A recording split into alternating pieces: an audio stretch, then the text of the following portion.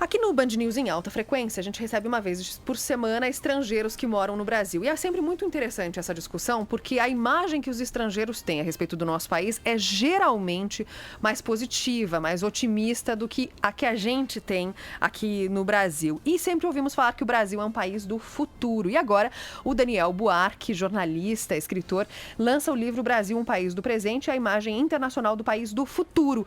Ele foi atrás de saber qual que é a imagem do Brasil atual fora daqui. Foi para os Estados Unidos para saber disso, conversar com americanos. Vai contar um pouquinho para a gente dessas descobertas. Olá, Daniel, tudo bem?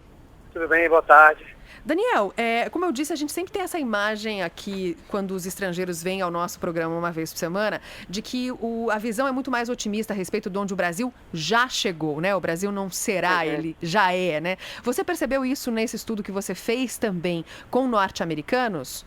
Sim, muito claramente.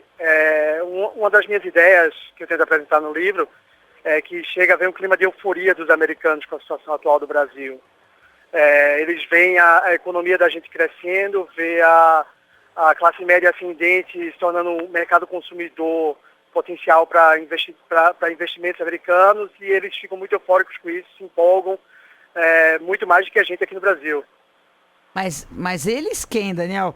Devem ser 2 ou 3, porque a maioria dos americanos desconhece, inclusive, que a capital dos Estados Unidos é Washington. Eles são muito incultos sobre geografia. A maioria dos americanos que você deve ter entrevistado são gente do mundo de negócios, então? Claro que as pessoas que eu entrevistei são pessoas que conhecem o Brasil, conhecem os Estados Unidos e que têm um grande preconceito em relação até ao próprio americano médio, que seria esse americano que não sabe geografia. Mas eu acho que isso é um grande preconceito da gente aqui no Brasil também, né? O americano, ele tem uma educação melhor que o brasileiro, na média. Ele tem um sistema de comunicação social melhor do que o brasileiro. Ele lê mais do que o brasileiro. Então é muito fácil a gente dizer que ele não sabe geografia, que não sabe onde é o Brasil. Mas tem muitos americanos que sabem, e os americanos têm uma relação muito grande com a economia. Não é como o brasileiro, que a gente bota dinheiro na poupança. Americano médio, americano de classe média, investe dinheiro na bolsa, e esse americano médio está prestando atenção no Brasil, porque ele investe em empresas brasileiras que estão lá para ganhar dinheiro também. Então, tem um grande número de pessoas que conhecem, mesmo que não seja todo mundo, claro. Agora, Daniel, essa mudança de imagem que você acabou percebendo com relação ao Brasil, ela está diretamente e unicamente atrelada à questão da ascensão econômica do nosso país? Eu acho que ela parte da economia. Eu comecei a pesquisar isso quando eu fui para os Estados Unidos em 2008, cobri a eleição do Obama. E eu percebia que as pessoas que falavam comigo na rua, quando falava-se Brasil, falavam antes de economia do que de qualquer clichê do Brasil, de futebol, de carnaval, de praia, de qualquer coisa.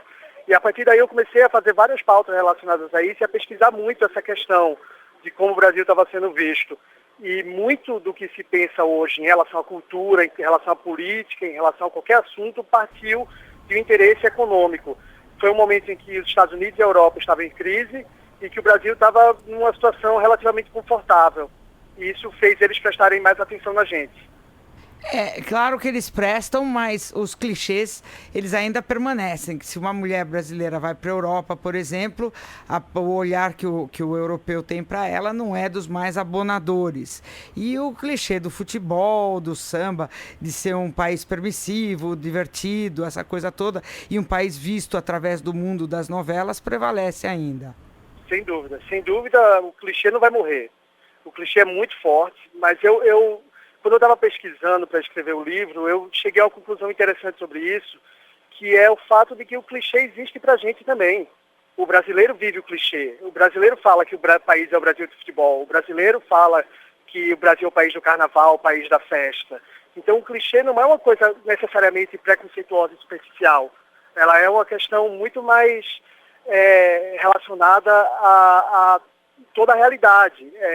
O americano vê o clichê, o europeu vê o clichê, sem dúvida. Existe preconceito? Existe. Mas isso tudo também faz parte da realidade da gente. Não dá para dizer que não se deve falar em futebol quando se fala de Brasil, se no Brasil a gente vive tanto futebol, realmente. Mas você diria que uma questão está atrelada à outra? Do momento que a gente começa a ter mais autoestima, começa a ver que lá fora a gente está sendo mais prestigiado, a gente vai mudando a própria imagem que a gente tem da gente? Eu acho que talvez mais lentamente. Um dos capítulos do meu livro trata de como os brasileiros no exterior olham para o Brasil atual. E eu acho muito parecido com o que a gente acha do Brasil. A gente está otimista, mas tem sempre um pé meio atrás. A gente sabe que o Brasil tem uma história de altos e baixos. Então, e a gente sabe que quem vai pagar se a gente tiver um problema vai ser o Brasil, não vai ser o exterior, não vai ser outro país. Então, eu acho que o Brasil tem um pé atrás maior, não é tão otimista quanto estavam os americanos, no caso da minha pesquisa, ou como o mundo vê o Brasil hoje com um otimismo maior.